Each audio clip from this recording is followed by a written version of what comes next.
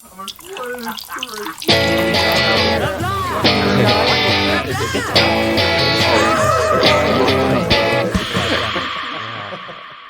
there, my beautiful audience, and welcome to another episode of Pop Talk. It's actually the finale of Season 2 of Pop Talk. I'm your host, Cody MacDonald, and once again, I've saved the best for last. I got my buddy Kj Proulx with me, the movie fanatic himself. How the fuck are you doing? I'm fucking doing great. Great. I'm very happy to see you back on the show. Or hear me. Or hear you, yes. You got the exact same mic as me. I'm very happy to see that. I've inspired people. Well, you've inspired me. Did you get my little reference from my intro there? Must have missed it. When I said, hello there. Oh. I mean, you say stuff like that so casually sometimes it just passes by. Yes, Obi-Wan. Obi-Wan, yeah. So as of this recording, we're only 2 episodes in. Yeah. Just literally last night was when the first 2 episodes dropped. It very, very much has my interest. I basically have the same reaction as you. It's too early to kind of judge it on story-wise. Ewan McGregor, of course, is like, he's right back in the role. Like, that's kind of the vibe I got out of it. Well, I heard that he did go back and rewatch the prequels before they started filming, so he could get back into character. And he studied mannerisms with Alec Guinness and all that. Like, that's kind of what he did with the prequels, anyways. Like, he's just kind of stepping back in the role again, but he's playing a more run down character wise. Right. He's really depressed, really.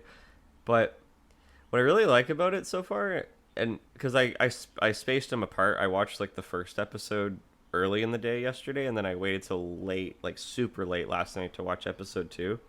My thoughts on the first episode, I was like, oh, this is actually really cool and traditional storytelling. Like, you have a hero that's refusing the call back to action to rescue a princess. Right. That's so traditional. That's an old wise And I did not expect to see a young Leia in this series. I didn't expect that either. And she's doing a great job too. Yeah, I mean, she's a cute little girl. She has Carrie Fisher's eyes, she has her eyes, she has the mannerisms, the way she talks is similar to Padme and stuff too. That's why it was nice when Obi-Wan said that she reminds her of her. Yeah. I see more Leia than Padme with her, but it's a nice cast. I was so caught off guard to see both Flea, bassist Flea from Red Hot Chili Peppers. He played the bald guy that kidnapped Leia. He's in a lot of weird, obscured shit. I was like, Flea, what the fuck? And then I was caught off guard to see one of the Safdie brothers, Benny Safdie. Yeah, I knew he was cast, but it was right there, first episode. Yeah, and also in the second episode, I forget the comedian's name. He's from The Big Stick, or The Big Sick. Oh, Kumail Nanjiani. Yeah, him. He was fun playing a. And I don't know if you caught it. Jedi. I didn't until I looked it up afterwards. But the Grand Inquisitor, the side character that's with him, I think brother, it's played by Sung Kang, the guy who's Han in Fast and Furious. Oh, huh. Okay. Yeah, just the makeup, I wouldn't be able to tell. Yeah, I couldn't at first either. I'm a little iffy on the one woman, the bad woman that's pursuing and it's funny, I've looked her up afterwards, and I've seen her in stuff that I've liked her in, but for some reason, I don't know. Her line deliveries. Yeah. Her line deliveries are kind of off for some reason. They feel kind of flat. A little bit. I do think that I think her character might be filler for when we get Darth Vader eventually. Yeah. I think that's probably why they're not... I'm not going to ruin anything, but I feel like that's why they've done certain things so far. And kudos, shout out actually to Hunter. He is always predicted to have this one particular scene if they ever do like an Obi-Wan movie or a show. Like I'm talking like he's had this idea in his mind like 5-6 years ago. He's told me where he's like he thought he like Obi-Wan would be like at a Mos Eisley bar, just like sipping, having his hood over his head, and just like kind of, you know, keeping his distance from everybody and like not interacting with everyone. And then he overhears like two Imperial officers or stormtroopers saying like Lord Vader wants us back on the ship, and he just has like this look on his face like he's alive. And that exact same situation happened. You see that exact same look of like Obi-Wan realizing, oh my god, Anakin is alive, and then episode ends with like honestly, it's like I was just like, oh, it's Darth Vader inside the cryo thing breathing. Like I wouldn't have tell if that was Hayden Christensen. So No. as of this recording, I'm still very curious to see how they're going to utilize Hayden Christensen in the show. Mm-hmm. Like he's credited as Darth Vader, so it's like, is he in the suit the whole time? Because if that's very degrading. But I hope we see like flashbacks of them, or at the very least, Clone Wars. at the very least, give him a chance to have that helmet off, have a face-to-face with Obi-Wan, and like you actually get to hear Hayden Christensen speaking. Yeah, that, or just like flashbacks of them in the Clone Wars, maybe. Like I don't know, like just something to kind of like, because when I hear Hayden Christensen's coming back, and I'm like, oh, he's Darth Vader, so that's like, okay, you only have enough time for him to be like actor Hayden Christensen, and then up until the point he has to be in the suit. Yes. And when he's in the suit, he's just a gray, burnt up mess, like, so it's like, yeah, I don't know, we'll see. Like, it's I'm very curious so where far, it's going. Yeah. So far, I'm very curious. We'll leave it at that. It's just, yeah, dude. I have to admit, I'm just heavily caught off guard by your Blu-ray collection that you have in your in the background. Do you realize that you can literally make your own TikTok on this? My own TikTok.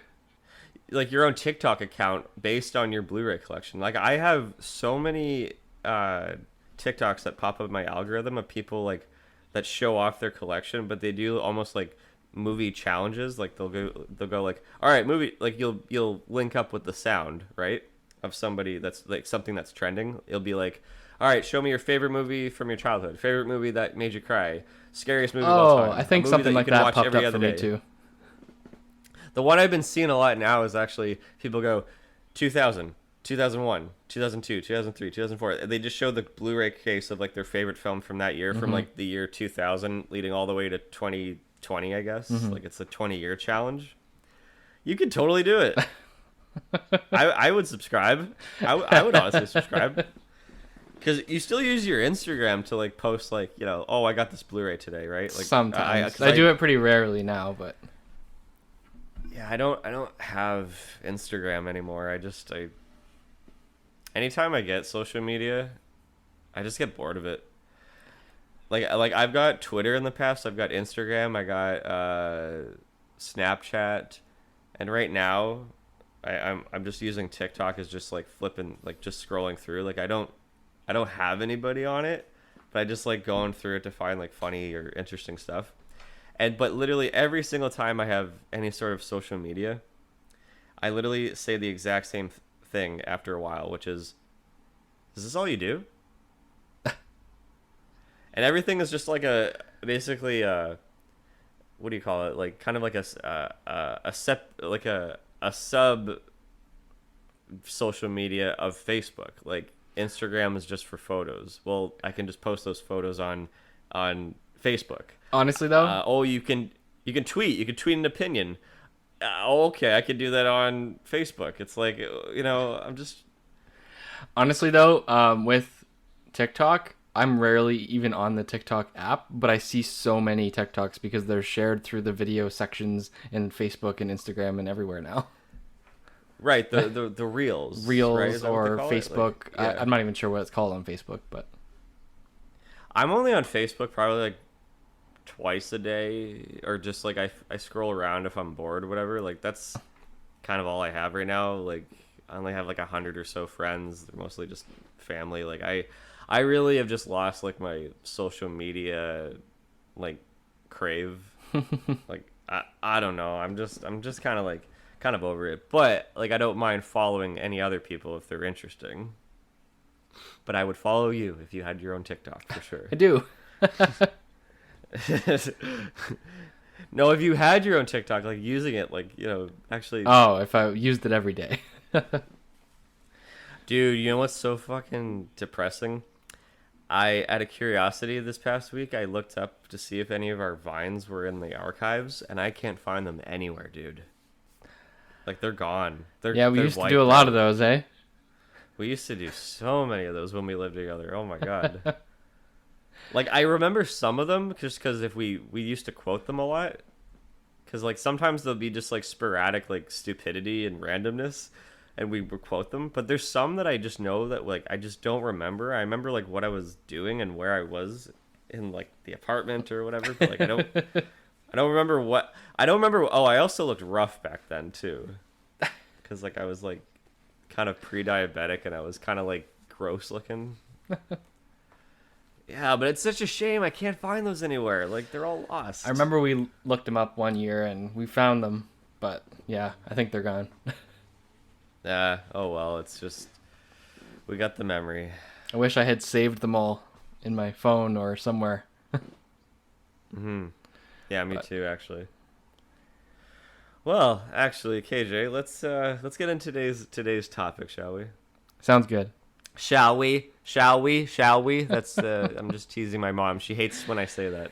She's like, "You're not a fucking 19 you're not a game show host from like the 1990s.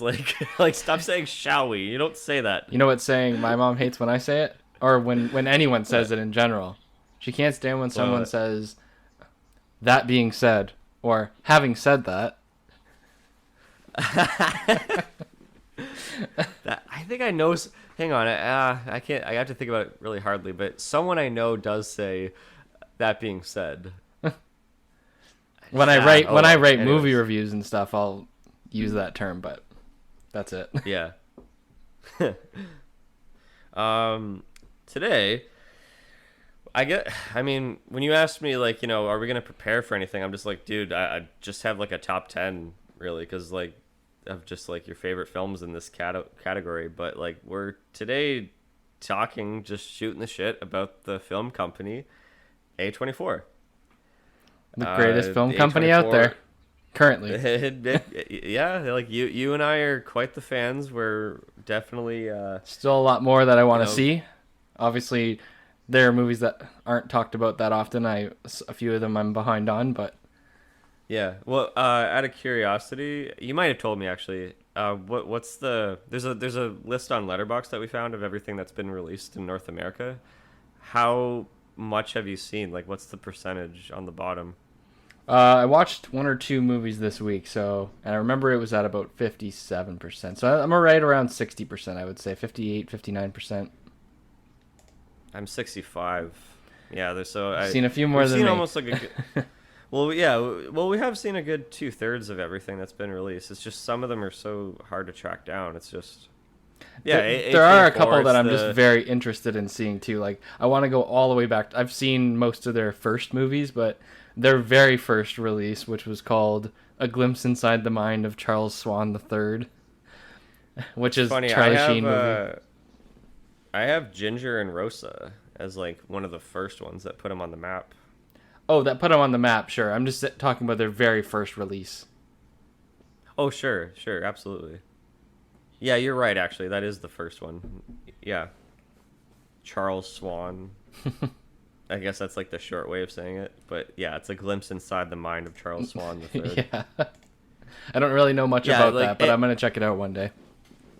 A24 is an independent movie company that has just been kind of releasing films throughout the past almost 10 years to almost a niche market, but sometimes they kind of step into like finding some sort of subject matter that appeals to the mainstream, but like they mainly focus on like dramas, some comedies, but primarily horror films.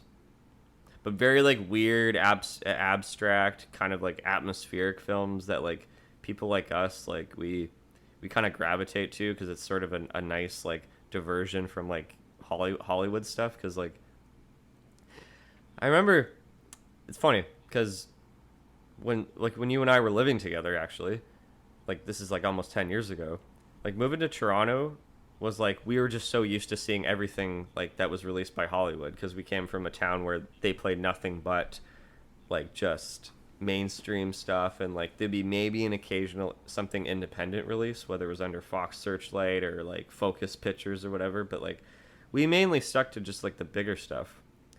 And then when we moved to Toronto, funny enough, in the I think it was in the summer of 2013, you came to me and was like, dude, I bought this movie on Blu-ray and it's a movie that you're either gonna love or you're gonna fucking hate. I'm like, oh, what's that? And you're like, this movie called Spring Breakers. Oh, yeah. At the time, I had Yeah. no idea what A24 even was. That's what I mean. That I believe that was probably our introduction. That had to have been. Cause Yeah, that's that's definitely the third first one I went to released see in theaters and didn't even realize that it was A24. When I was going back and looking... Oh, you saw it in theaters. Holy shit. Yeah, when we were in film school. I went alone, I think, to see Oh. that one. Oh, okay. I didn't know that. I thought you just bought it on Blu-ray because like that was when you showed it to me because I was like, No, that was actually "All right, the let's reason see I it." bought it on Blu-ray. I wanted you to see it because I really enjoyed it. Okay. Well, I did too. I was like, yeah, I thought it was a very like kind of crazy and very colorful kind of experience, but like there was some like there was just like I don't know. I feel like you and I living in Toronto, like we eventually discovered that there's way more films out there than just the mainstream, and there's these very ethereal type of films that have like this tone where you're kind of lost in the atmosphere of the tone of the movie, where whether it's like movies where it's just people are kind of sitting around and there's just like it's beautifully shot and it's very static, but it's like you're also hearing kind of like this ambient noise, and it's all about the mood and the feeling of being in the film, even if like not much is happening in the film. That's kind of primarily what A24 is they try to just create like some sort of atmosphere for their audience. And I think I felt that with Spring Breakers momentarily, but that wasn't until we started seeing like a lot more bigger stuff that would come out later on.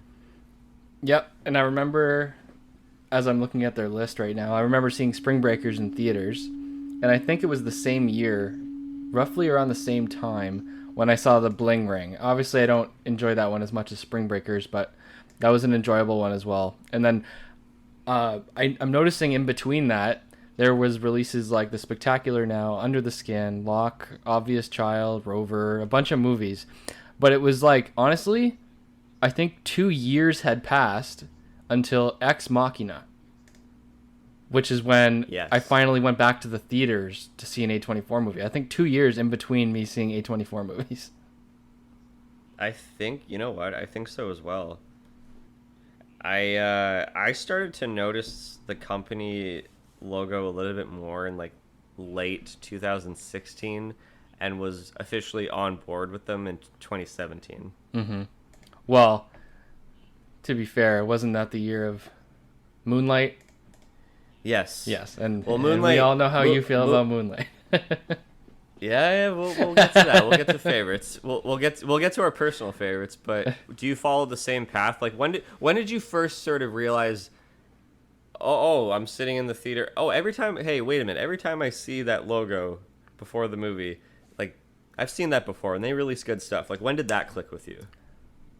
I believe that clicked with me, I would say right around the time that Ex Machina was coming out, because I had caught up on a couple movies like a movie called While We're Young. I had seen Under the Skin. I had seen Locke and Spectacular Now and all these movies, and then I was kind of catching on to their logo popping up beforehand. And I think once Ex Machina came out and I realized it was that studio, I think that was the movie that really made me go, wow, I'm really going to start following this studio. Like till they stop making movies, I'll follow them. I don't think they're full steam ahead. Oh yeah, That- many a like- year now. Like didn't you tell me that they have like a joint venture with either Uh, it was either HBO I had heard that or Apple TV Plus was going to stream their yeah. stuff exclusively, but I don't know about that anymore because I'm seeing their stuff on different streaming services. So I'm not sure how that deal went down because that's what I thought, but I actually thought it was, yeah, I thought it was HBO, but then I was trying to think of it. Yeah, Apple TV, but it might have been both that they have like some connections. I think with. maybe whatever movies they choose to not release in theaters but streaming only, they have to go with Apple TV Plus. I think that's the deal they have because I know this year, I haven't watched it yet, but there was a movie called The Sky is Everywhere. I didn't watch it yet, but that's an Apple TV Plus exclusive only. You can't see it anywhere else. Oh, The Sky is Everywhere. Yeah, that has actually that no, I don't even know anybody in that. Jason Segel's in it. Yeah. Oh, he was also in what's that one I liked? It's him and Ooh, Jesse Eisenberg. The End of the Tour. I also really liked The End that of the one. Tour. Yeah, that was a good one. Yeah. It's funny about HBO, and I didn't realize this until, funny enough, the very last episode of season 2. And I know they're gonna make another season eventually, but like, I had no idea Euphoria was produced by A24. Oh, yeah, I think I noticed that after I finished watching season 1. Like they have a connection to A24 there, yeah. It's HBO A24, but like, I was like, fuck, why didn't I think of this? Of course this is A24. that it's beautifully shot, like the tone, the raw drama in it, like very like you're kind of like in the ether of like their mind and their like you've seen season 2, have you? Or Nope, I haven't even seen the movie that came out in between the two movies. there's two. Yeah. There's two. Yeah. There's one on Jules and there's one on Rue. Yep. I've actually only still watched season 1 and that's it. They're technically not movies. They're just basically like Longer episodes. Longer. Well, you know what? They're actually like the same length as an episode. It's just one is focused primarily just on Rue, and the other one's focused primarily on Jules in between, like both seasons. I would say that they are valid to watch, but if you skipped them, you probably won't miss much. It's just more of a just stuff to add on to their characterization. Right. But great show. It's quality television. It's engaging. The second season definitely. It's a very sophisticated show, Euphoria, like in terms of like what I said about their style and like stuff like that. But like I just wonder where it's gonna go and when it's gonna end. Like I predict, is it gonna end just when they get out of high school? Like I don't know. And I'm actually it's been so long since I watched season 1 that I'm kind of drawing a blank on some of the stuff. I'm not even sure I can hold a conversation on Euphoria right now. Oh yeah, no, I wasn't. That was it. That's all I wanted to say about it. But it's cool that they actually do like television and stuff like that. Let's talk about like ones that you're burning to get to, because I know like we still got more to go. So tell me ones that you tried to watch in preparation of this discussion, but you didn't get a chance to. Well, let me start by doing this first because, I mean, I have a list put together of like my favorite ones and things like that, but I do have a few honorable mentions for when we do get to this point, and they're just movies that I'm not sure if we're going to end up mentioning. You know what? As I'm looking at this list, I know certain ones that you like that aren't as high for me, and we will end up talking about them. So, never mind. Where did you want me to go with that? No, I was just saying, what are ones that you have not seen yet that you are still itching to get to? Okay. Yeah, so when I was preparing for this podcast, the ones I really wanted to get to, especially from last year, one that I didn't get a chance to see was called Saint Maud. Yep. I really want to see that one. I also really want to check out the documentary Val. Yeah, I watched both of those last summer. Saint Maud is a very like disturbing film, but like it's like good disturbing, where but it's a lot more like simple and character driven. But like I thought the cinematography was incredible. It was incredibly well shot. Val is a really good documentary. Like it kudos to Val Kilmer for having his like home video camera rolling throughout his entire career, because like it's just interesting to see like B-roll of him on the set of like say Top Gun and like The Doors and Heat. I think he had stuff on Heat, but it just really chronicles like him as like an actor that he's an underrated actor. Like he really puts himself in these roles that in ways that people don't give him credit for, but then it gets into like his illness with his throat and all that. Like it's a little sad, but no, it's really good actually. What are some other ones? Yeah, I also never got down to watching both Lamb and... Okay, there's one movie that I'm very iffy on watching. I don't know why, and it's... I want to watch the entire A24 catalog. Eventually, that's my goal. I'll see everything. But there's one that's hard for me to want to watch, and that is The Souvenir Part 2. Oh boy, I'm so happy you agree with this. Dude, Pat and I went to go see that. The first movie is very, very good. Yeah. I just have no desire to watch it again, and I want to watch it again before I watch Part 2. So that's the dilemma I'm in right now. Dude, you and I are like agree but also disagree. Like that's weird, that sentence you just said where I'm like, I agree, I don't, then I don't, I agree, then I don't, I agree, then I don't. I thought the first movie, The Souvenir, Pat and I went to go see that at the Lightbox back in 2019, and we are so fucking bored of that movie. And then we are so shocked to realize that they're coming out with a sequel. Like the first A24 sequel happens to be one of the most boring ones, but who knows? I haven't seen it yet. I haven't seen Part 2, but perhaps it's better. I don't know. But I'll take an afternoon one day and I'll rewatch the first one and then give Part 2 a chance afterwards, and I'll see how I feel.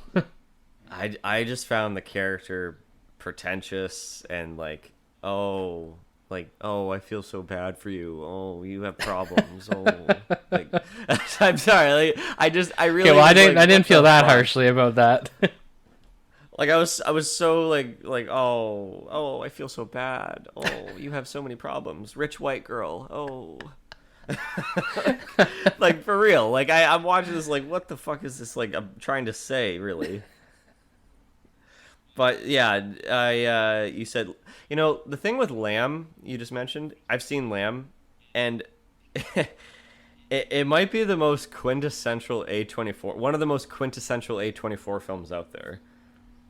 Where it's like, and this is something I'll quickly bring up as like I hope this doesn't happen, but because A24 has gained a lot of attraction and they've definitely have like a very strong niche audience, and now they're actually branching out to like appeal to like the mainstream. But when it comes to like them figuring out like who they market to, I hope they don't become so broad in terms of who they market to, because it's like, oh, let's make a movie Lamb that's about these parents that are wanting a child, and then like there's like some allegory with bestiality kind of, and then there's a half, there's like a hybrid half lamb and half human child that's born, and it's played completely straight, but you're kind of watching it like, I can either laugh so hard at this or I am so horrified on what's happening.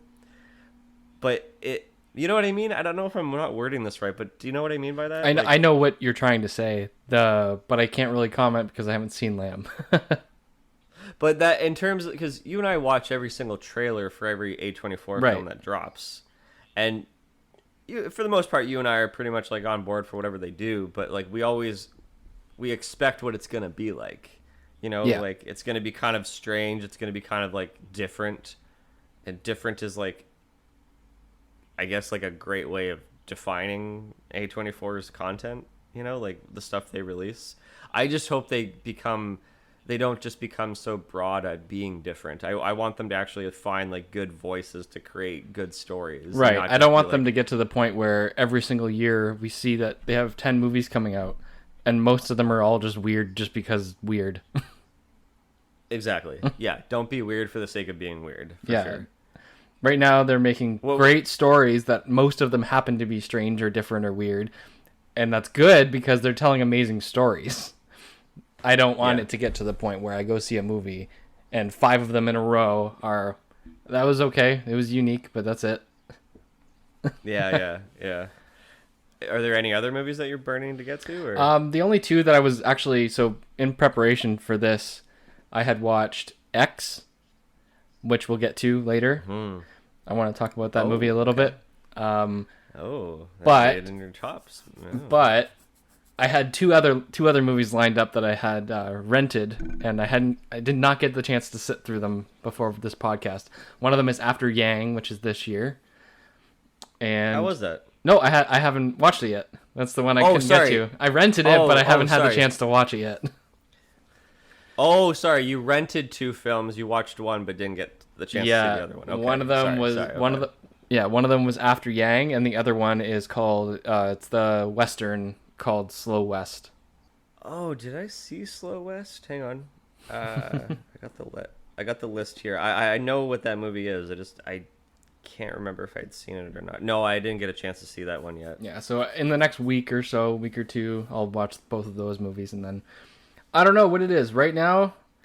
Maybe it's because of this podcast and me making a list and all this stuff, but it's getting me back on the train of A24, and now I'm devoted to watch more of their movies. Yeah, literally the only two that I wanted to watch, and one that like it's pretty well known, I guess, if you're like an A24 buff, but like it's hard to track down until you just told me, dude, it's on Apple TV right there.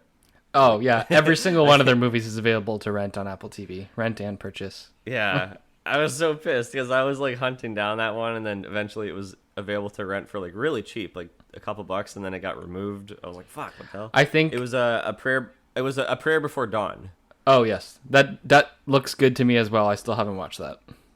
Yeah, and the other one is we're talking about so many movies we haven't America. watched. It makes it seem like we haven't watched a lot of movies when I know we really have. Well, hang on. We'll get yeah, we're gonna get to those. I just want to kind of go through like a little bit of sub subjects, if that's a word. The other one is Moses from America with Craig Robinson. Yep, I'm aware of it, but I really don't know what that one's even about. I don't know either. I like him, and I've heard he's like dramatic but also funny in the movie, which has my curiosity. Just out of curiosity, I mean, we're gonna save the best for last. We're gonna gush about like our favorites for a second, but I want to know, and we're not just gonna completely suck up to the company. I would like to know: are there ones that you were completely disappointed with, or ones that you thought were bad that you're like, how the fuck did they make this? Like, what were they thinking? It's taking you a bit. Okay, so It's taking you a bit to think about that. Okay, so the answer to that question is yes. There have been two movies that I was very much looking forward to and walked out a little bit lukewarm, even though I still enjoyed them. I knew I would enjoy the premise, so I thought they were okay overall. One of them, which I know you like very much, is Green Room. I'm not a huge fan of Green Room. I enjoyed my experience with it, but I wasn't affected much by it overall. Yeah, that's okay. That same director, he did. It's not an A24 movie, but he did a previous movie, Blue Ruin, which is way better. I don't know if you've seen. Yep, I have seen Blue Ruin, and I agree, it's way better.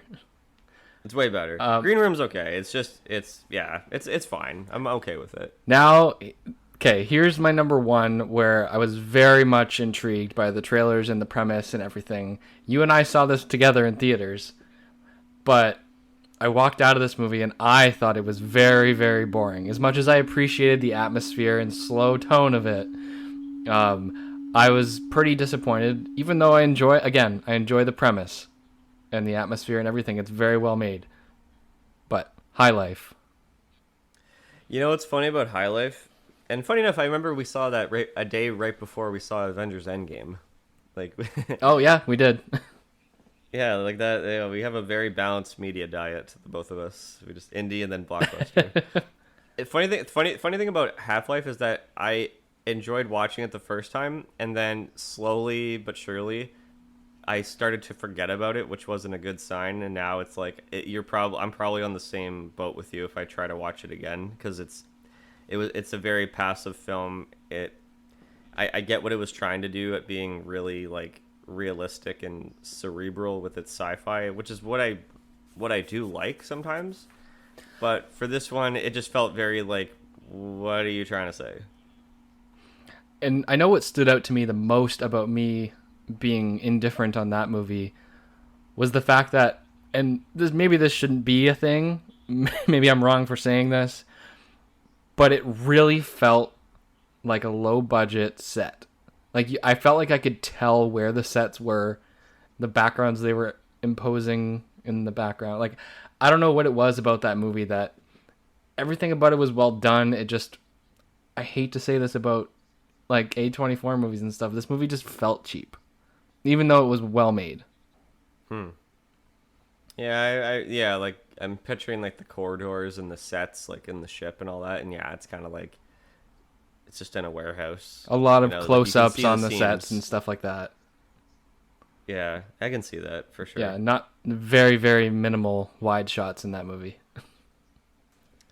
I I've definitely seen movies where I thought they were okay, like they're right in the middle, but like some that like I'll get like I have very controversial opinions about, but like I thought the one two of the bigger ones, maybe a few of the bigger ones that people love, like 20th Century Women, like I just thought it was okay.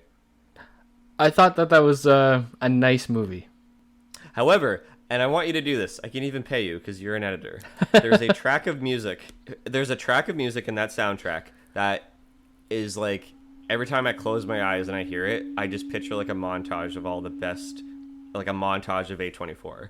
Like for some reason, this track of music from 20th Century Women sums up just the tone of A24, and I want you to edit like the best bits of like every single fucking film. Well, I'd like to know what piece of music you're talking about, so you can send that to me a different day. Yeah, I'll send it to you right afterwards. The Witch, I was okay with it. Yeah, but see, this is where I was struggling with coming up with a movie to talk about where I was disappointed because I really had no expectations at all for The Witch, and I thought it was okay overall. So I wasn't really disappointed by that one because I didn't know what to expect. And you know what's funny? And I just learned this recently, but when Robert Eggers was, it was during when he was promoting The Norseman, which, by the way, really good movie. I'm definitely watching that this week. Oh, it's really good. It's on demand now, so I'm definitely going to watch it. Yeah, it's really good. He said during one of the press junkie things, like during an interview promoting the Norseman, that I'm not too big of the Witch myself. Like he felt like he didn't really find his footing. Like he wouldn't say he regrets it. He just doesn't look back on it very fondly. I feel like that movie could have been so much better if the pacing was changed. That movie is very, very slow. No, not just the pacing didn't hurt it that much for me. It was just the fact that it gave itself away too soon. I was just, oh, it's a witch. Okay. Right. It's also the No title mystery. of the movie. No mystery, no nothing, and I didn't really get too much out of it. Like, and there's another one. I know you really love it. Maybe we'll get to it, but I wasn't too big on Locke. Yes, I love watching Locke, but I think more than anything, I just appreciate that movie so much. No, Yeah. It's not in my top 10 of A24. But here are a few that I would say are in the negative. Like I did not like these movies. Life After Beth. Oh, I thought boy. that movie was fine. It was enjoyable. It's nothing special, but That was kind of annoying. I mean, it could have been worse, but like it was just fucking annoying. What was the other one? Hot Summer Nights. Nope. yeah, we definitely disagree on that one. I have a lot of fun watching Hot Summer Nights. I don't know what it was. Maybe it's just because I love the cast and the soundtrack and everything about it was fun. I don't know. Sometimes I just give movies a pass when I have a good time. That's fine. That's fine. But I'll say this last one I'll mention, and we'll move on, is probably the worst movie in their catalog. Can I guess what you're gonna say? Yeah. It's something I have not seen. Oh, the worst in their catalog. Okay, maybe not. I know one that you're disappointed by though. I haven't seen it yet. one? And I know you're disappointed by A Most Violent Year. No, that wasn't my pick, but yeah, I actually forgot. That one was a bit slow. Like that was like a gangster movie that definitely needed a little bit more oomph to it. Yeah, not that's a good guess, but I wasn't too big on it either. Not terrible. No, the absolute worst A24 movie is Slice. Like that was fucking like it's like a student film. It felt like Okay. a student film. Like I'm gonna make a horror comedy that's self-aware, and it was just so wrong on every single level. I think everything that you're saying about that movie that makes you dislike it are the reasons I had fun watching that movie. I mean, before we get down to kudos. our favorite movies, Like, I wrote down a few yeah. honorable mentions, and I'll just say this straight up. I've threw Slice on there as an honorable mention because I really enjoy watching it. I've only watched Yeah, it no. twice, but I like that's a movie I would like to own. I would watch Fair it. enough.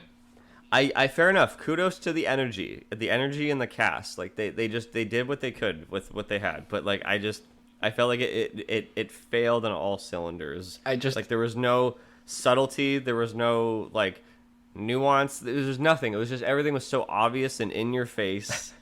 And I could not believe that they greenlit that movie. I saw the could not trailer for believe that it. movie. I thought it was like bizarre and just fun, and then I watched the movie. I'm just like, this is just an extended version of what I saw in the trailer, and it's good. This is good. All right, fair enough. All right, let's stop being bitter assholes. Let's get into like our fucking favorites. Why we love Well, this company. okay, So- since we're gonna so- jump into the favorites, I'll throw my honorable mentions in there then. Sure. Yeah, Okay. so I just said I threw Slice in there.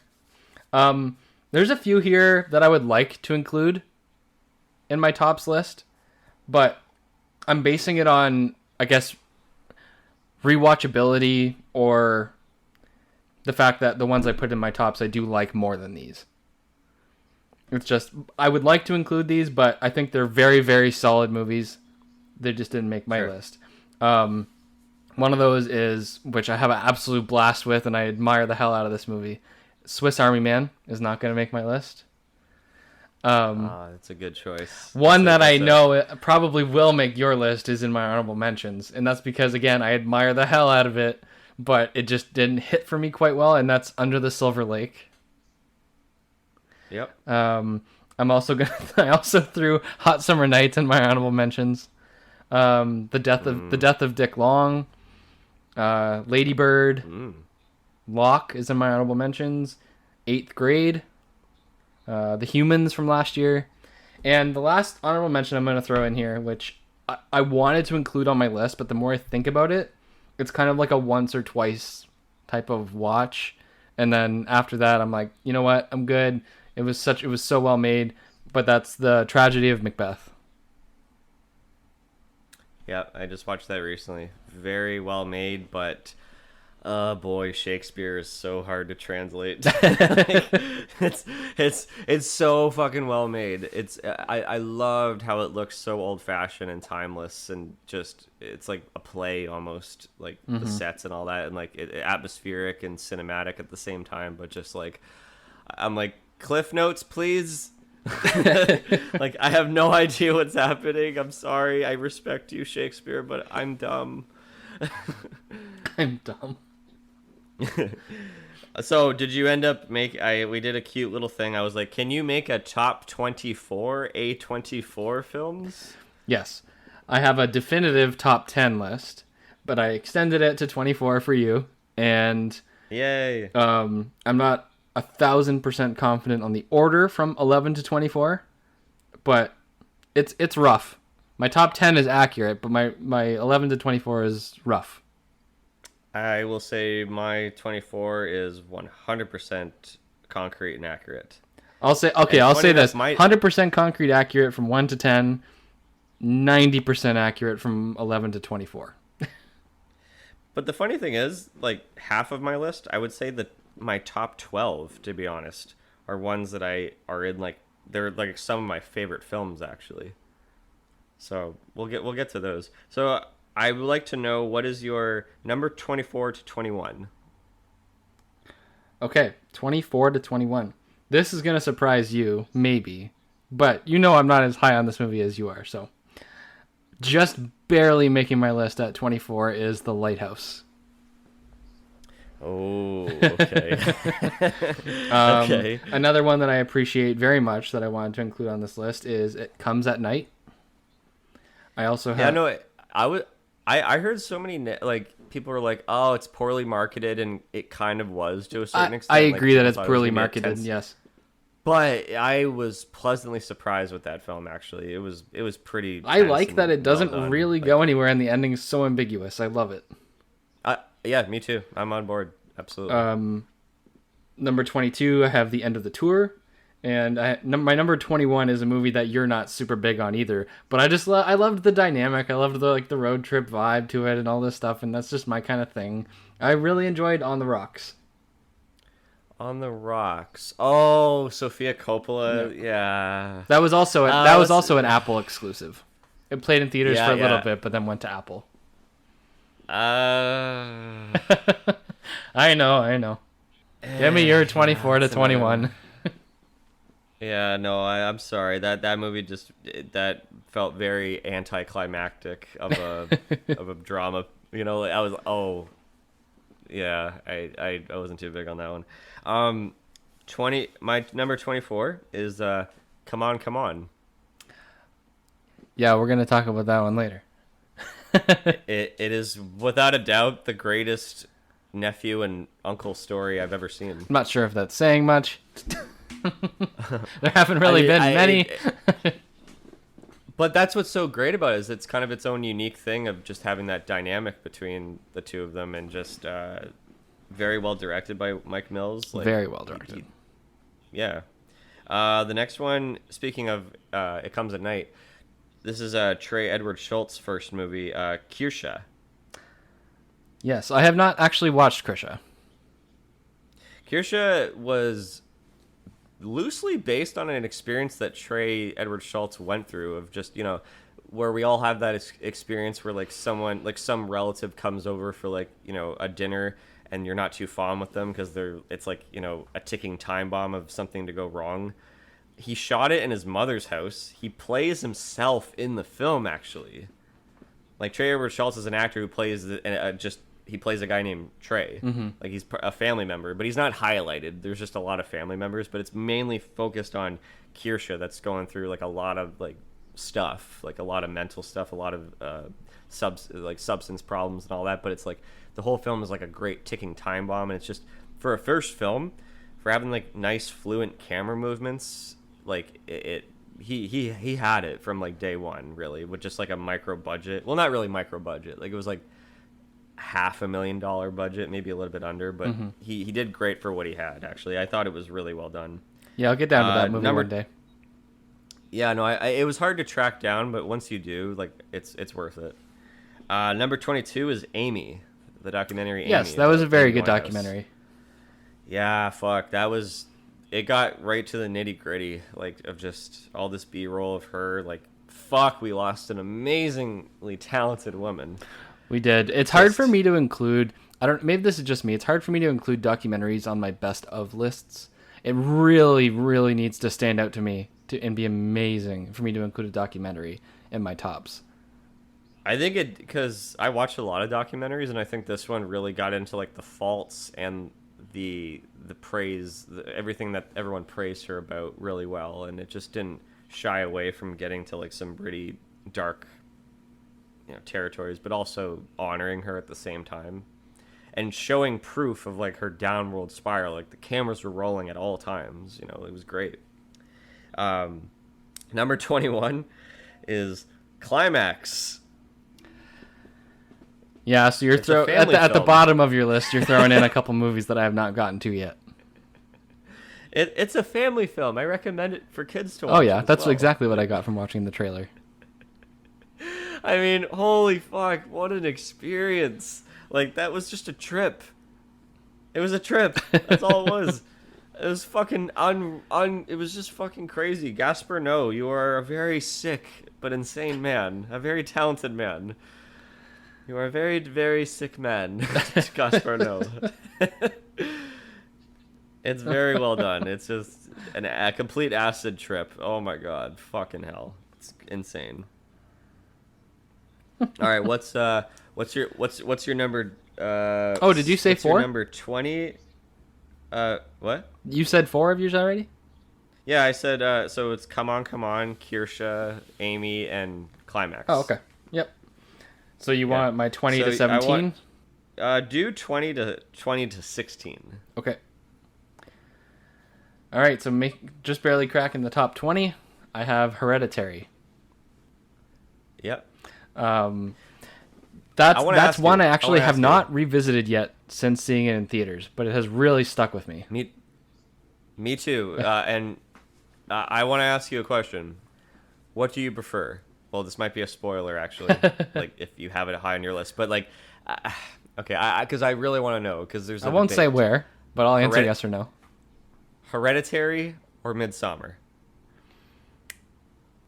That's actually a tough one, but I would say out of the two, if I were to just choose one, you know what? I don't know. That's tough. I'll say as a movie itself, I have Midsommar ranked higher. But I think as far as like wanting to show someone else a movie, I would definitely choose Hereditary over Midsommar. For like just like some random person I'm trying to recommend a horror movie to, I'm definitely choosing Hereditary.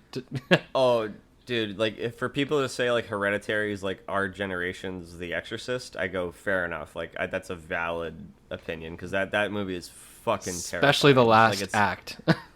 it's genuinely terrifying.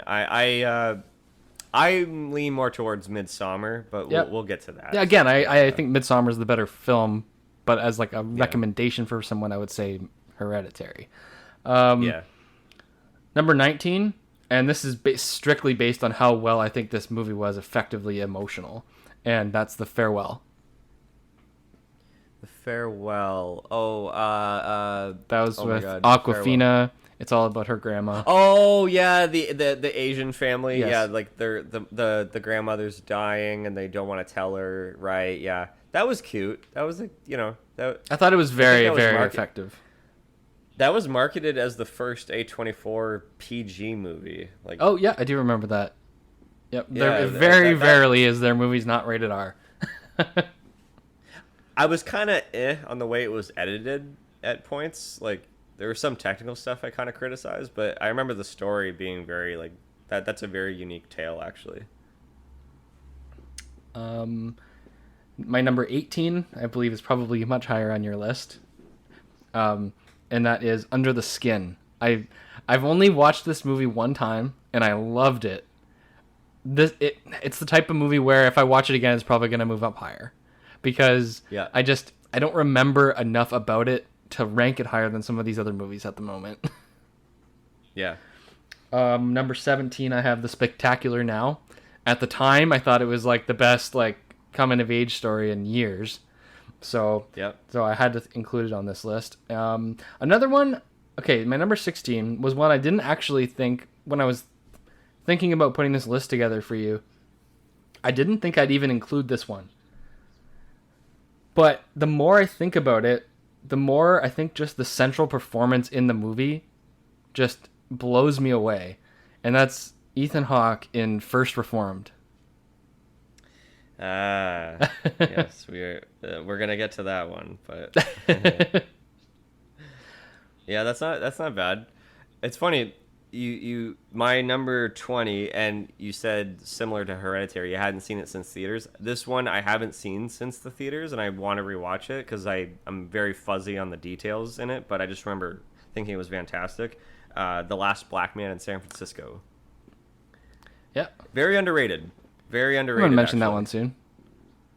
Yeah, like it's I remember it being like very well shot, and it was very like thoughtful and like kind of and dramatic, and I'm just very fuzzy on the details. It's types of movies that I just love.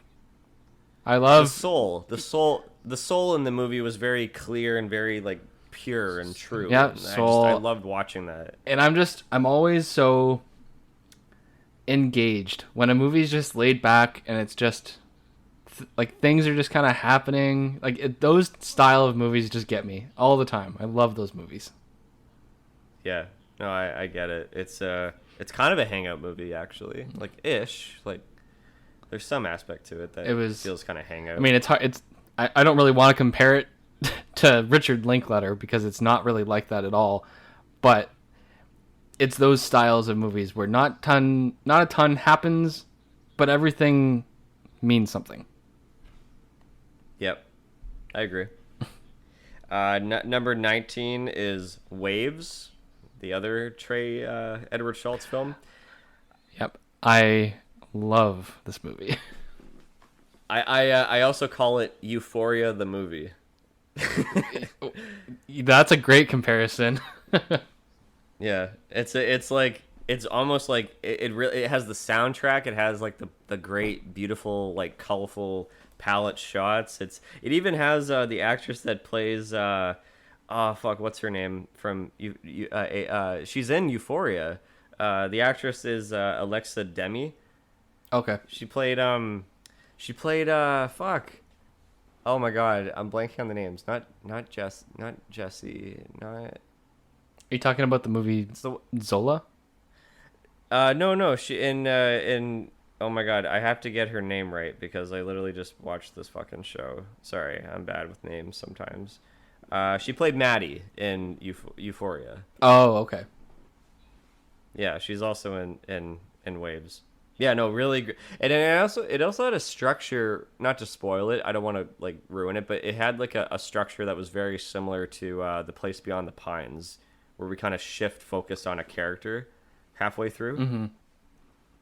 Like I could also see, I mean, back then A24 was just getting started, but I love The Place Beyond the Pines, and that's very much like the feel of an A24 movie.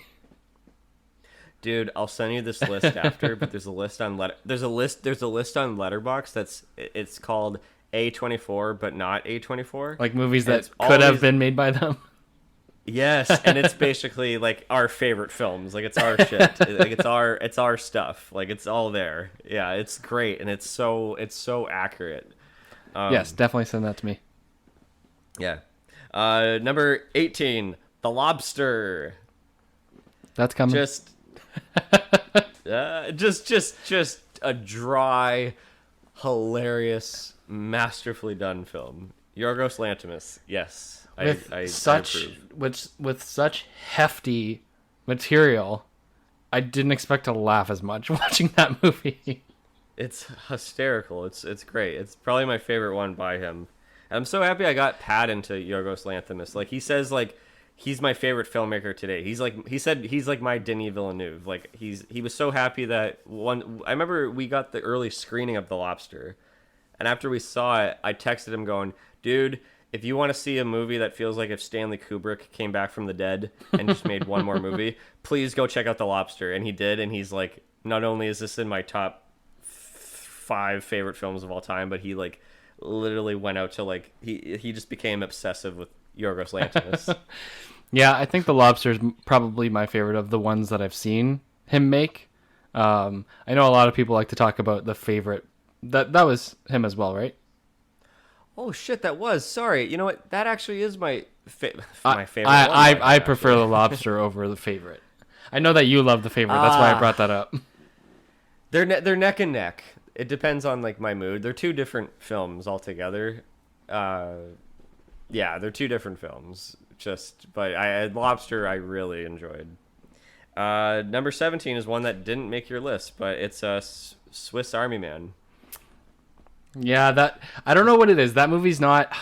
I wanted to include it on my list because of how much I love watching that movie. But every time I finish watching that movie, I've watched it 2 or 3 times now. And when I finish it, I go, that was just amazing. It's not one of my favorite movies, though. Like, it's weird. It's thoughtful. It's just, like... It's amazingly weird. That's how I describe it to anyone. Yeah. But it's just so memorable, and like, it shouldn't have been as great as it was, but it ended up being like that. I agree. I just don't rank it as high, but I agree with most of your thoughts there. Yeah. Then my number 16 is First Reformed. You mentioned that, yeah. Definitely. Wait, your number 16 is? Yeah, I think that's our first tie. Yeah, there we go. Yeah, no, first Reformed is fucking depressing as shit. It Oh my is, but god. it's so well It's done. a it's a mood. It's definitely a mood. It was a movie I really had. It stuck with me afterwards, like in a gross way. Like I didn't know how to like interpret it in a good way. Like I loved how kind of open for interpretation it was, and on the fate of his character, and like it's like is he a good man or an evil man? Like, but it just dealt with really dark subject matter. But the fact that I got that reaction out of it is a testament, really. Like, Yeah. even if it's a negative response, that negative kind of converted to positive in a way. Yeah, I thought it was excellent. Really well written too by Paul Schaefer. All right, tell me your number 15 to 11. All right, 15 to 11. My number 15 was one we just talked about, and I feel like I've already said everything, but The Lobster. Okay, yep. That's high, yeah. And again, something we recently talked about. My number 14 is Midsommar. Number 13 is The Last Black Man in San Francisco. Okay. Okay. Now, these were two movies here that I wanted to include in my top 10. So, if if I could, these two would be tied with my number 10 for like a three-way tie. But okay, my number 12 is one that I just watched. I loved watching X. Dude, X, yeah, I just watched that recently. It was a very traditional slasher, but dude, I want to know if you felt the same way. Were there like great editing techniques that Oh, you caught absolutely, on? yes. That I'm like, that you're kind of like, good, they did this differently. Like a slasher wouldn't do this, but I'm happy they chose. There was just different decisions in editing to make it like a different experience altogether. Okay, so because I know and I remember your review for the movie, your little blurb, I want to say that I 1000% agree with it, and that's what made me love the movie more. So I know your review was something like, this isn't a dumb slasher about how did you word it? It's not a dumb slasher about smart people. It's a smart slasher about dumb people. Yeah, And I think that's yeah. why I loved it so much, because it's a group of all these people that they don't have a lot of street smarts and they get caught in this situation.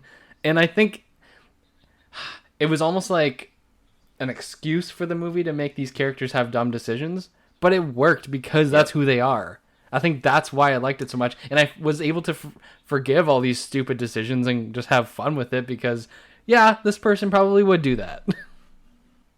Shout out to Jenna Ortega. Oh, who yeah. played like she was kind of the PA. She then is she was breaking like, oh, I out want to be right in the now. film. I loved her, and I've been loving her in everything. Well, I wanted to say shout out to her because her fucking scream in the cellar is like, She's that's really good at like that stuff. She's also she's the main character in the new Scream as well, and she's great. oh, I want to see the new Scream before it gets ruined for me. I know. I think it already has been ruined to me. I don't want to say, but like, whatever. I don't want to confirm or deny. Whatever. I just still want to watch. You it should anyways. see it. It's But, very well done. Yeah.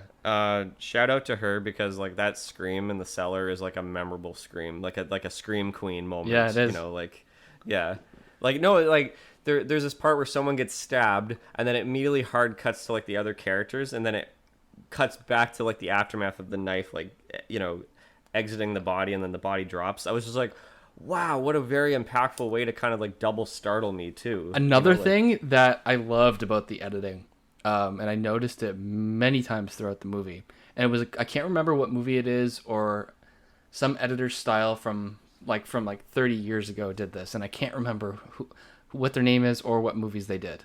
So I apologize for that. But when scenes are transitioning to next moments and things like that, you like, it flashes and then flashes back, flashes back, and then it stays. And that's an old editing technique that was in classic horror movies that I remember. But again, I can't remember what movie it was from. But I just love that. It was like, it's just so unique. trying to remember exactly what you're talking about. It does sound familiar. Like, so a scene would be ending, and then when the next scene's starting, you see a flash of the next scene, but then it comes back to the previous scene, flashes forward to the next scene, flashes back to the last scene, and then it goes to the next scene. It's like a few flashes and then you're there. And I don't know. I just thought it was very interesting. And my number 11, right before we hop into the top 10, is A Ghost Story. Just barely not making my list. Oh, we'll get to that. We'll get to that. So you can go on now. I know we'll get to that. About X, just because that's one of the more recent ones that I saw in the theater. I was happy I did. That was a solid time. That was a solid film. Yeah, I ended up watching it at home. I didn't get to see it in theaters.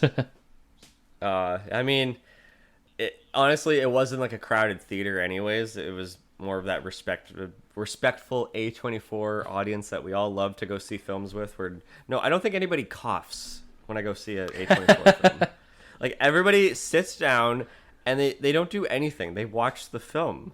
It's great. There's no one on their phone. There's no one fucking eating loud food and crinkling their candy wrappers and chatting. Like, oh my god. Anyways, You're number 15. Yes, number 15. I was trying to remember where the fuck I was at. Actually, I got lost in my list for a second. All right, number 15, Red Rocket.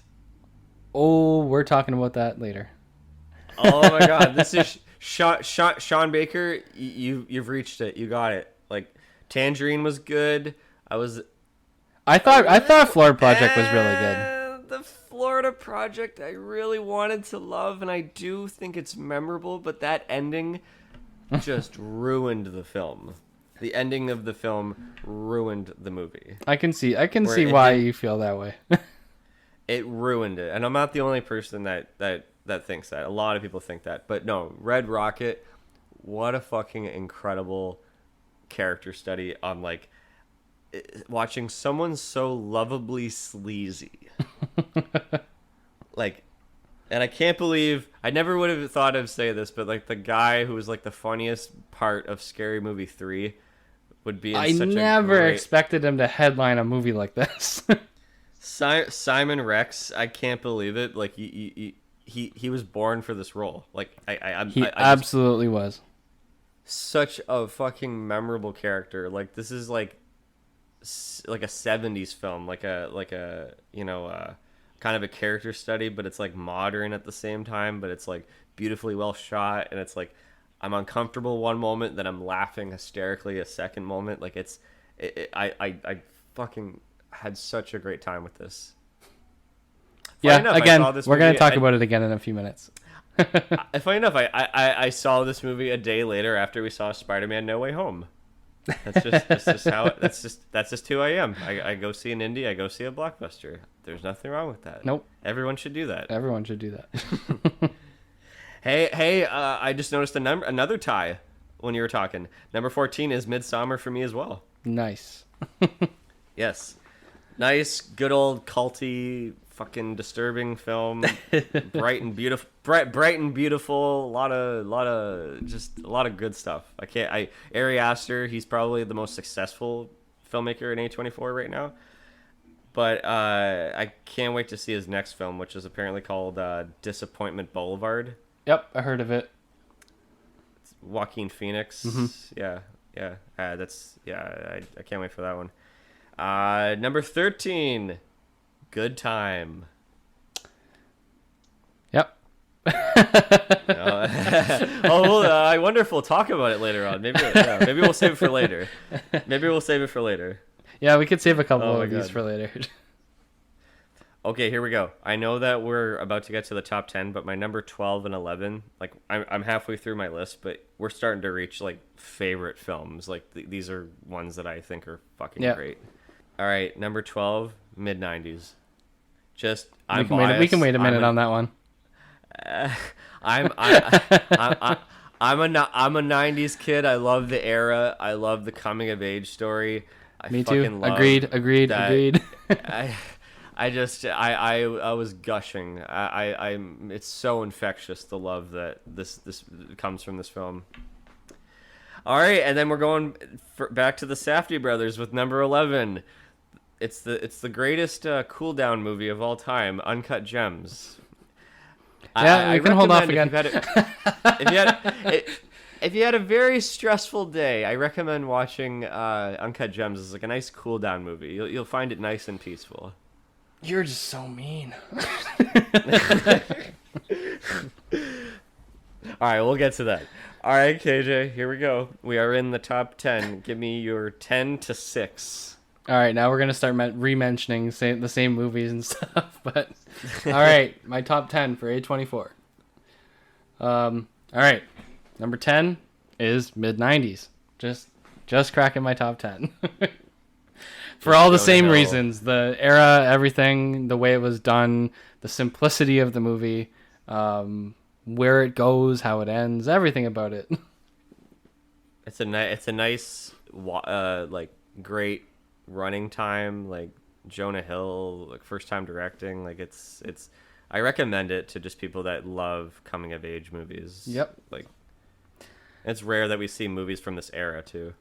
Okay, my number 9, and I'm only basing this off of how I felt when I first saw it with you at the Toronto Film Fest. And this is Waves. I'm only basing it off of when I saw it there because I have not gone back to rewatch it yet. And me too, actually, yeah. I remember being blown away by how surprising certain moments of this movie are and how effective the emotional aspect of this movie is.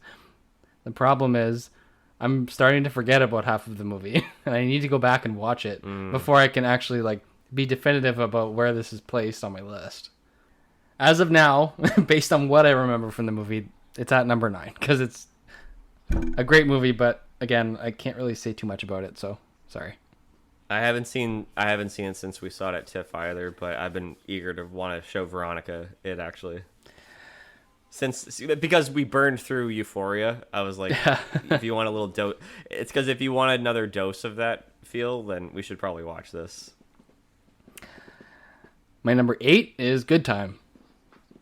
Yeah. Just a freaking boost of adrenaline. Jeez, the Safdie From brothers. beginning to end. Just a great situational film. Like, you're just wrapped into it the whole time. Yeah. It's way more of a linear situation than Uncut Gems. Like they're both very stressful films, but I think Good Time was just sort of, it was way more linear. But with Uncut Gems, there was a lot more time that passed in between. But this one was just one straightforward situational kind of film, but like it was extremely engaging, and just kept making it up as it not making it up as it went along in a negative way. It was so organic the way the night was going for him. Yep. Yeah. My number 7 might shock you how low it is on my list. My number 7, and the reason that I love this movie so much, and it goes for many movies that I love, and it's when I actually can't relate to a movie. When it has nothing to do with me in any way, and I'm just blown away by the storytelling. And my number 7 is Moonlight. Okay. I know we're going to talk about this one again. I never heard of it. What's it about? I don't know. I forget. I just threw it on my list because they made it. Okay. You looked online and were like, oh, it won Best Picture. I'll throw it in there. Whatever. Yep. I haven't seen it. Okay. Yeah. This is going to probably shock you how high I have this on my list. My number 6 is Red Rocket. Yeah. Holy shit. It's I that high. freaking loved watching this movie so damn much. I bought it. I'm going to rewatch it multiple times. For all the reasons that you said. We have not watched it yet. No. I will show it to her eventually. It's just, this movie, so... I think you even said this in your review and it stuck with me. Before I had even watched the movie, you watched it first and wrote this. So I'm stealing your words, I apologize. This movie is beautiful trash. Yes. In every sense of the word, and I love it. Has the song Bye Bye Bye by NSYNC changed for you completely now? No, but I love the use of it in the movie. Oh, I can't. Every time I hear it now, I can't not think of that film now, and that in some of these moments, like. I just love how that's like how it opens and then just hard cuts, the song stops. And then just the part where he's like streaking is just. Oh yeah, amazing. I can't get enough of that movie. I don't know what it is. It's great. I love it. All right, so you're 10-6. All right, here we go. I'm so happy we're in the vicinity of these. All right, my number 10 is The Green Knight. And I know that not a lot of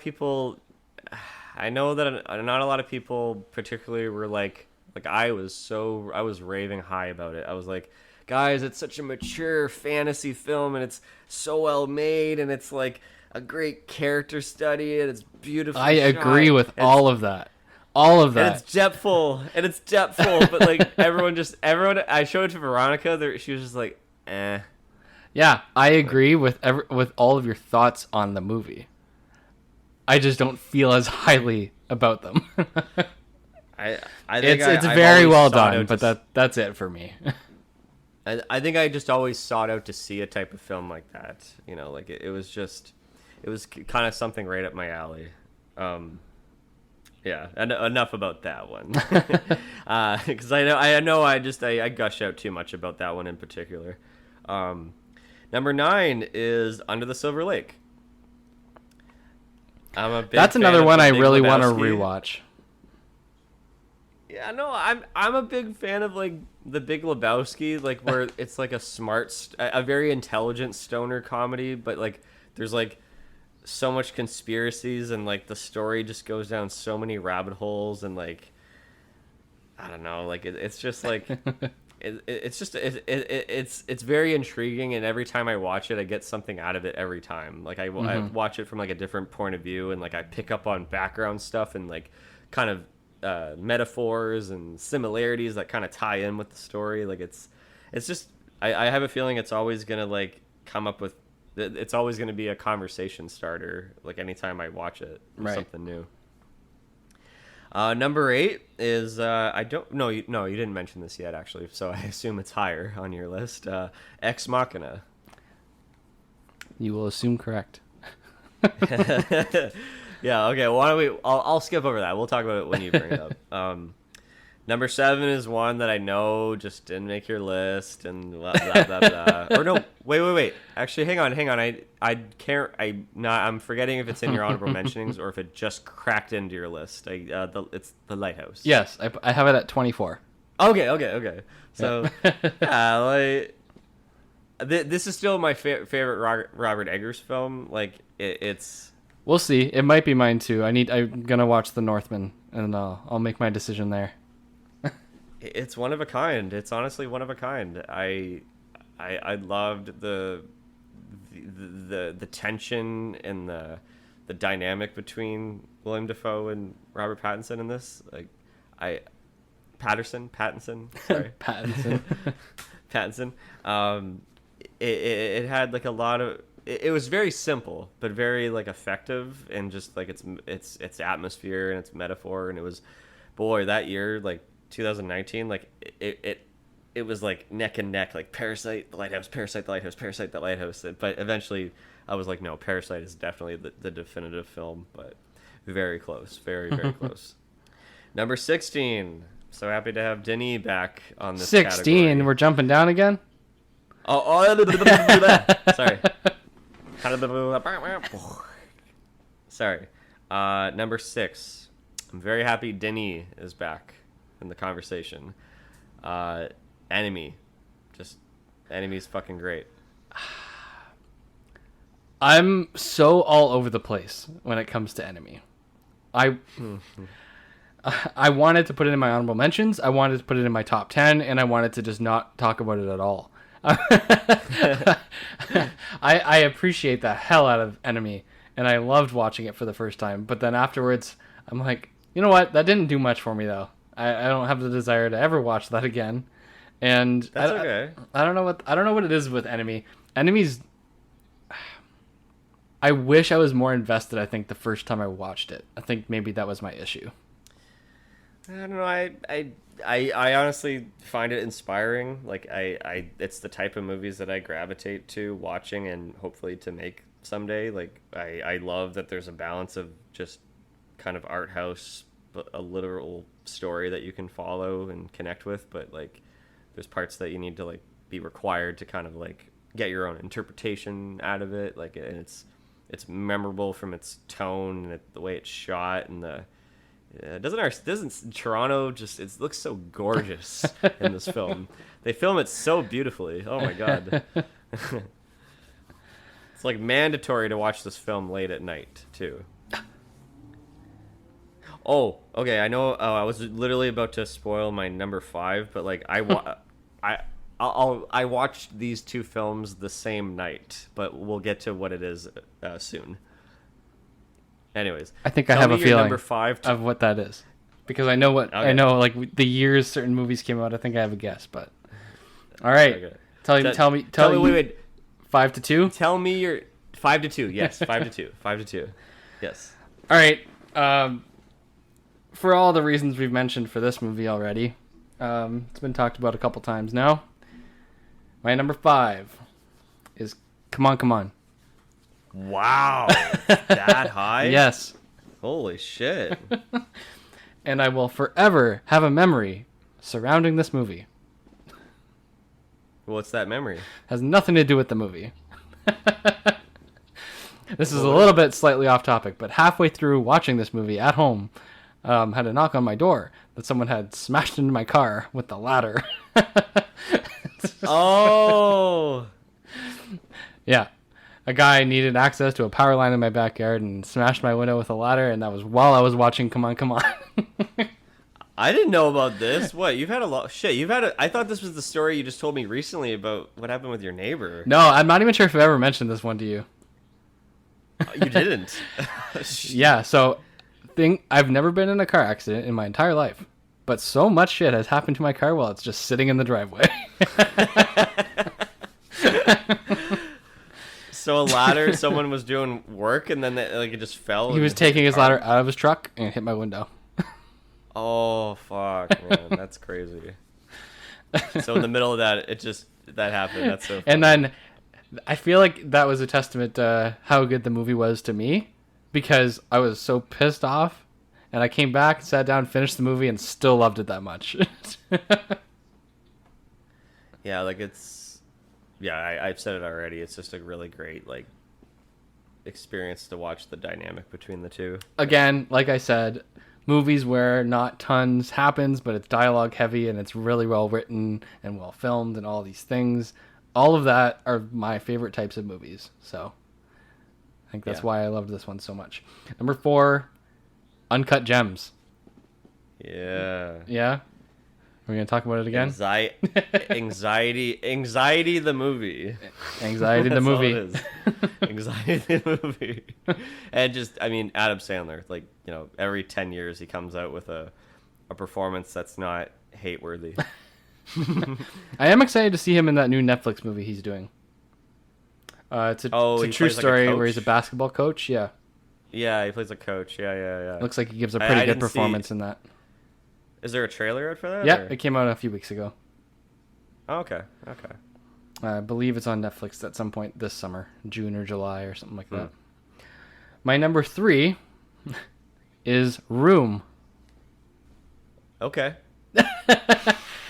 Just by your reaction there, I think I'm going to hold off. We'll talk about that movie. All right. Okay, all right. So I'm saying my number 2, and then you're going to do 5-2 as well, right? Yes. Okay. So, this might shock you at how high this movie is. My number 2 is actually a very recent movie called Everything Everywhere All at Once. I cannot talk right now. Okay, fine. You don't have to talk. And I'm going to hold off because I can tell some of these movies are similar. We'll have a conversation in a few minutes. Go to your number 5. Oh my god, here we go. We're getting to the home stretch. I want to gush out. We're getting so close. All right, as I said, number 5, I watched Enemy and Under the Skin. That's exactly what I thought. Yep. The same night, and my God, my brain was just like mush of just like, my God, like that was one of the best double features I've ever had just at home. I'll never forget that. Just what a great like creepy experience that film. Like it just I love watching it just because it's very similar to Enemy. That's why it was such a great double feature where I felt so just oddly disturbed, but also like transfixed at the same time. Like it's just absolutely breathtaking. Like I like the types of films that put you in that sort of like uncomfortable mood where it feels like out of my comfort zone, and like I would just hate to be in this situation. Yet I cannot keep my eyes off the screen, kind of thing. Like, Right. It's I thought it was just an absolute like joy. Scarlett Johansson totally embodied like just a complete emotionless being, like an entity in this. She played It's it very just- well. Oh my God. And just the creep factor, the fact that like earlier on in the film when she was like asking for directions, people on the street when she Oh was yeah, driving, just to and get those her people- into the car and. Well, no, those people had no idea that they were in a movie at first. It's like this weird. Did you know that? Yep. You told me that a long time ago. Yeah. Holy fuck. It just adds on way more realism and just a creep factor. Oh my God, just too good. Too good. All right, number 4. A Ghost Story. Yeah, figured that one was higher on your list.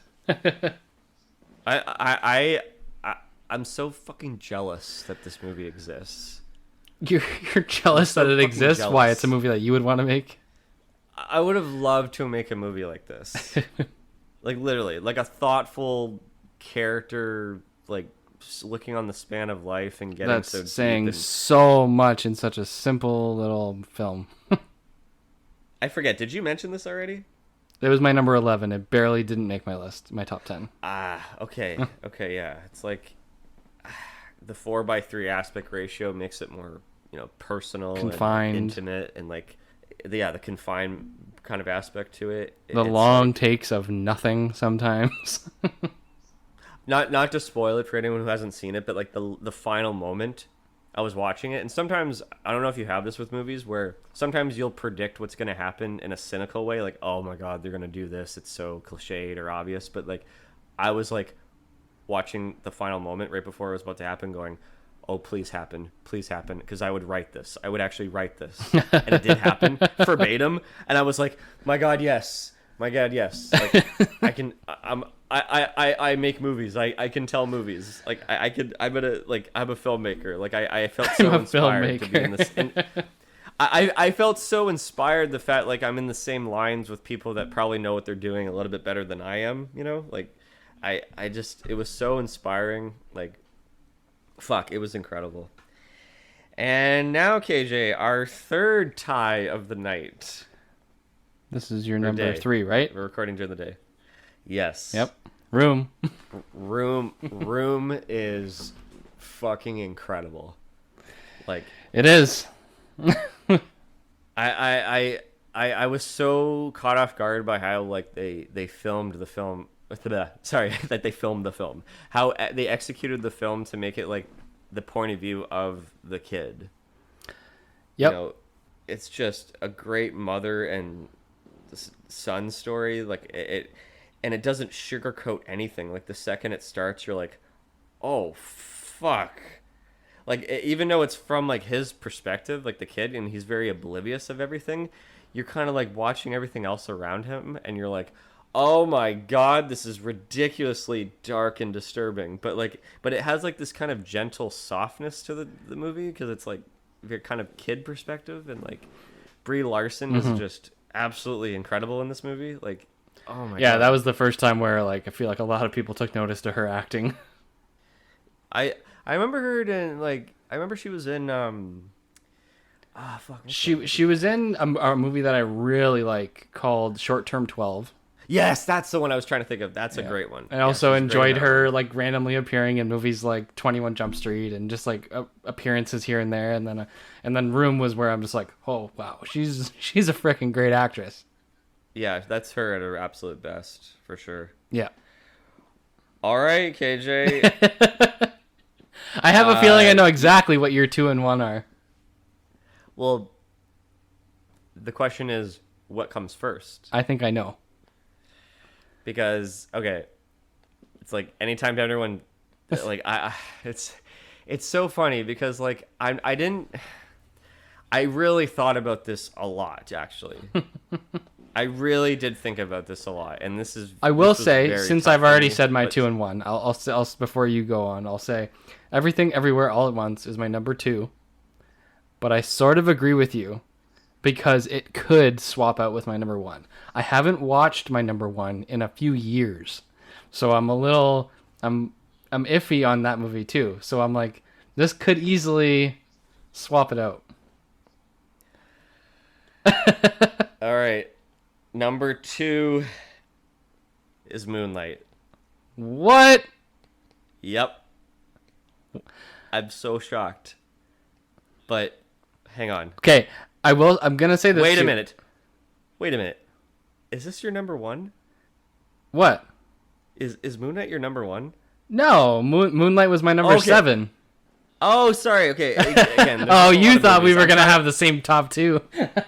I don't have your list in front of me, so I can't Yeah. really look at it. I'm basing on you just kind of telling me. So Yeah, I'm we're kinda just like, kind of anticipating each other's guesses here, and it's fun. yeah. It is fun. It's just sorry. I Okay, forgot so to I know. mention that. Okay, wow. I did not expect you to put Everything Everywhere All at Once at number 1. However, this movie's been my number 1 A24 movie since I saw it in theaters. It's been mentioned a few times already during this podcast, and I still think after I rewatch it, I could agree with you and put Everything Everywhere All at Once as my favorite A24 movie. But I need to watch my number 1 again before I make this decision.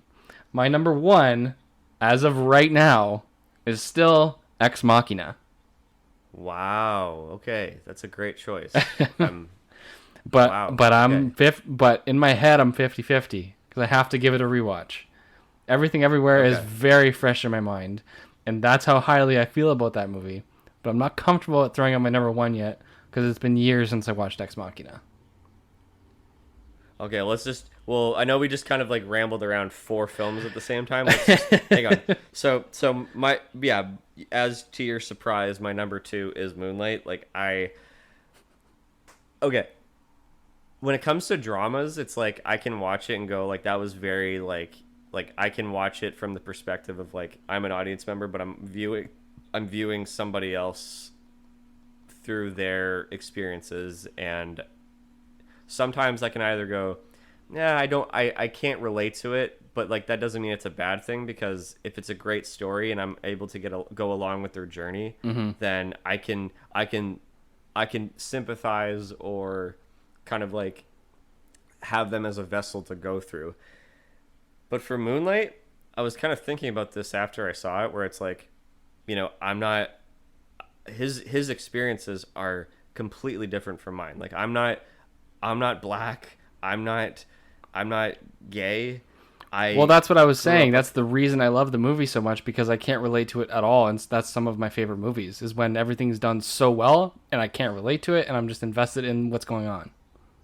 Yeah, and like his experiences with his mother growing up, drastically different from me. But how the fuck did I get so wrapped up in just the ether of intimacy and a soulful journey of discovery?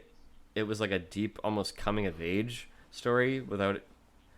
And Mahershala Ali is fucking incredible in this film. Like one of my favorite performances I've ever seen in any movie is probably Mahershala Ali in this movie. There's the structure of it is great. I loved the performances, the times where it just feels like we're kind of looking through the soul of these characters when there's like just like, staring into the eyes of them. Like it completely floored me, and I'm so happy that it got the recognition that it did that year. Well, that is until they flubbed and La La almost gave it Land. to La La Land. Yeah, but which I was like, wow, Jesus Christ. Like, but yeah, for the longest time it was my favorite, but as of recently, we discovered something that's been getting a lot of praise, and we're kind of in this multiverse kind of, between Lottie this and the new, a lot of multiverses yeah, happening right now. between this and the new Doctor Strange, I went into Everything Everywhere All at Once not knowing what to expect, and I came out going, "This is one of a kind. This truly is one of a kind." It literally is a film that like Hollywood wishes they could make that great. the energy in this movie is Hollywood hires the same people over and over again though to write things. That's why they're never going to get a movie like this. Yeah, like they I can't believe that I was so surprised to see that I forget the actor's name, but he played Short Round and he was in the Goonies. He just comes out of retirement and was just like such a charismatic presence in the film. Like, fuck. Yeah. And what I was gonna say, and I say this so strongly, but like this movie's energy is fucking infectious. Like, it is just, I don't even know what the fuck. I'm so sorry. I need to curb my enthusiasm right now and really just get down to really, it really is. This movie is hilarious. It's strange. It's action packed. It's deep. It's meaningful. Way deeper than what I was expecting. And I walked home from this film. I took a walk. I didn't want to take the subway. I walked home thinking about my life as well. Like, it got me to think. It stuck with me.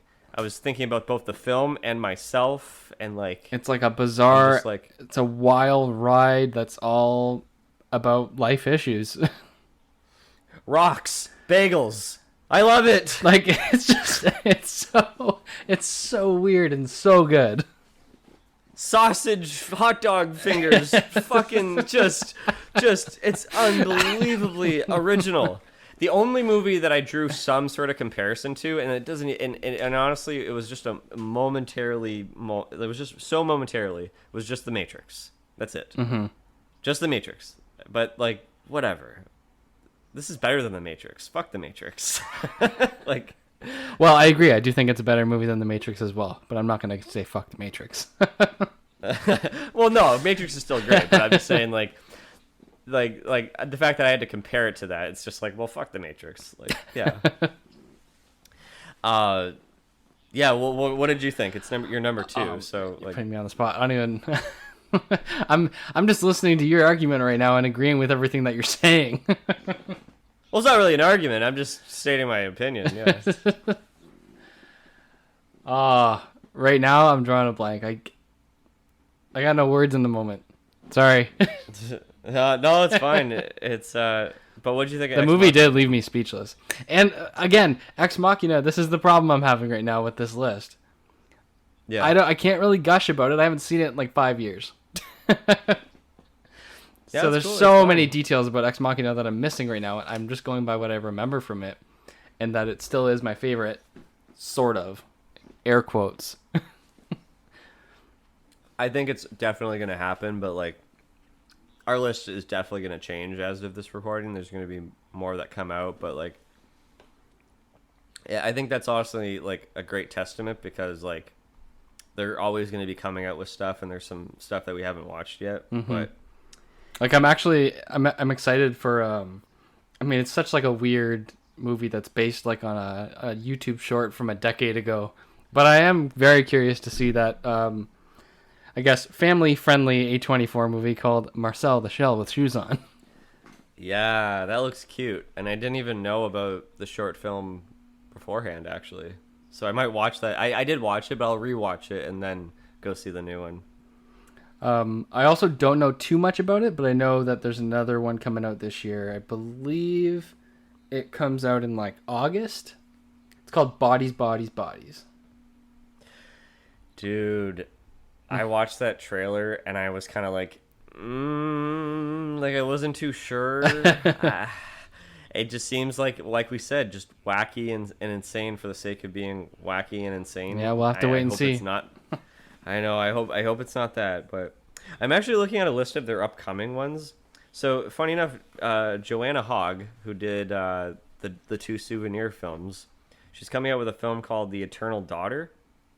Okay. And who knows? Who knows? What if that's actually one that's like, fuck, this is fantastic. Okay, maybe it just the souvenir wasn't a story we connected with, but she made this really great one. Who knows? Like I'll still check it out.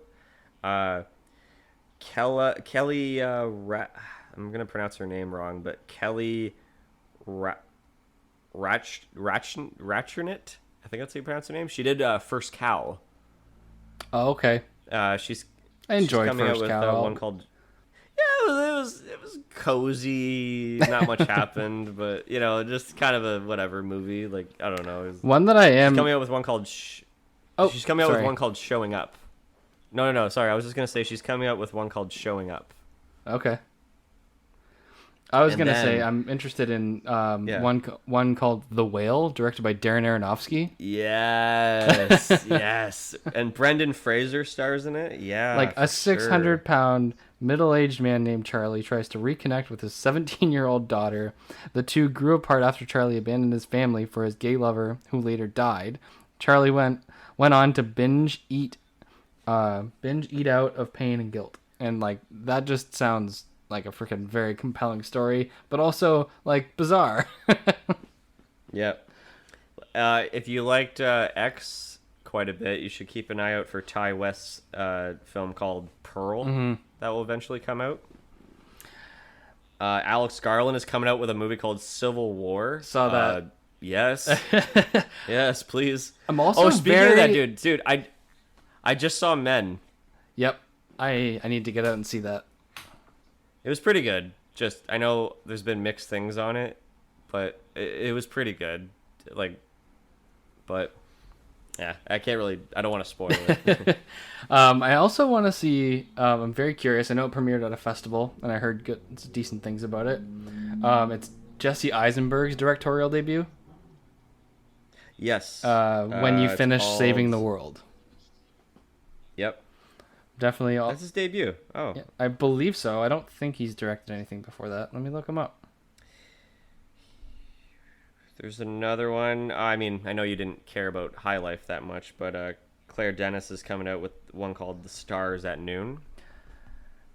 Just because I didn't like High Life that much, I still admired the hell out of the direction in that movie, so I'm definitely going to be watching what they do next.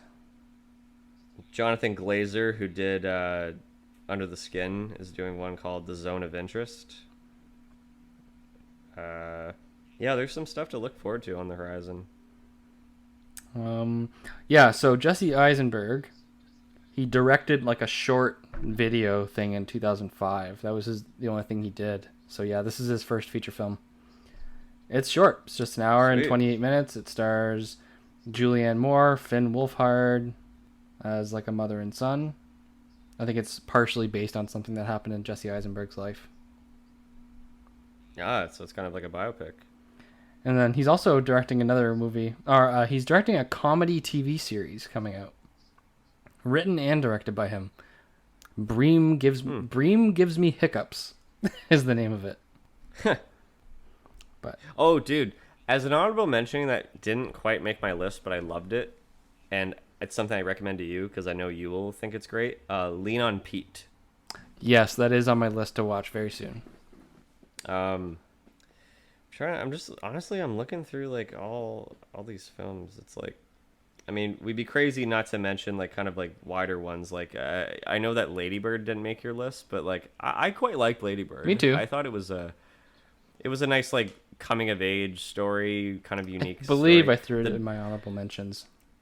I really enjoyed it. The Disaster Artist was good, but it could have been better because they kind of glossed over a lot of stuff. Yeah, I felt like that was more making fun of the whole idea of The Room more than actually making a good movie. but it was still very, very enjoyable. Yeah, I agree. I really enjoy While We're Young. The Ben Stiller, Adam Driver. Comedy. I don't know. I was kind of like on that one too. I don't know. It's I'm just kind of like looking over the list right now. Like, I guess here's one thing I'll say. Like, yeah, go ahead. No, I was just gonna say one movie. I guess going back to what we originally said when this first started about movies that we're disappointed by. I'm not saying I was disappointed by this movie. I just wished that more happened in it because I do enjoy it, and that's Free Fire. Oh, wait a minute. Free Fire? Oh, I did see this. I didn't like this movie, actually. Oh, my God. No, I don't want to end off on a negative note. But we're not ending off didn't negative like because this I movie. like the movie. All right. Well, I mean, but that's the thing. I find that, like, it is obviously subjective. It's just, like, that's every film, right? But, like, I think where you and I, based on literally just the list that we just went through, like, I think the ones that we gravitate to have similar feelings of watching it. Mm-hmm. Like, and it's inspiring. Like, I think when we moved to Toronto, it's like, because I think, shout out to Varsity, the Cineplex, at Varsity, Theater, yeah. The Cineplex, like, shout out to them, because that is kind of like what I call the hub of A24, because sometimes that's literally the only theater around, like in the province of Ontario, even to go see one of these in the theater. And when you go there, it's just like this wonderful experience where everyone's respectful. You go in just not cautiously optimistic, just very like optimistic to see what the result is going to be of the story. But like when we're just wrapped into that atmosphere, as I've said repeatedly, and just wanting to experience something different, it's all like very subjective in terms of that. And I think us coming to Toronto and us, A24 kind of opened our minds a bit to like that there's more out there, even if it's like smaller stuff, but the smaller stuff feels so big. Yeah. Like they feel like it's sort of an era defining moment that we're in right now, like of like films that kind of define the past 10 years of cinema. And it's quite inspiring. And I want to say one more note, and then I'd love to hear anything else you'd like to say. But like, I think 2019 was the year I was actively on board with like, I'm like, I need to go see every fucking film that gets released by this company. And funny enough, I think this is when the company peaked this year. Not even critically, but financially, because in 2019 they had Midsommar, The Lighthouse, Uncut Gems, and those were all like really top grossing films within that category. I think domestically, like, just in US and Canada alone, Everything Everywhere All at Once is now their highest grossing movie, not including worldwide numbers. Oh, there you go. It's so crazy. But that year, I remember, like, I went to go see, like, Gloria Bell, The Souvenir, the Farewell, The Death of Dick Long, Low Tide. Like, I was, like, in Fabric, The Kill Team. Like, I remember I was just, like, if I'm not seeing it in theaters, I gotta hunt it down right away. Like, I remember, like, officially I was an A24 fan by 2019. Even though I was keeping my eye out in, like, 2017 and 18, because we've always been like, indie fans, we just never really got on board with this studio yet. Yeah, exactly. And I think it's my favorite company, and I'll continue to be that hipster douchebag that recommends films that are not for anybody's parents. That's all I gotta say. That's all. Yep, I gotta it's very say. rare So that I want to show an A24 movie to my parents. What's your final note, if you got anything else to say? They just simply make the best content when it comes to movies out there, and I hope that they continue to do so for another decade to come. Like, I'm happy that we got to share a lot of moments together watching some of these, like even Ex Machina. Like, we saw that. Like, we saw Room together. Did we see Moonlight? I forget if we saw Moonlight together. No, you saw Moonlight without me because that's when I had moved away from Toronto. Ah, right. Okay.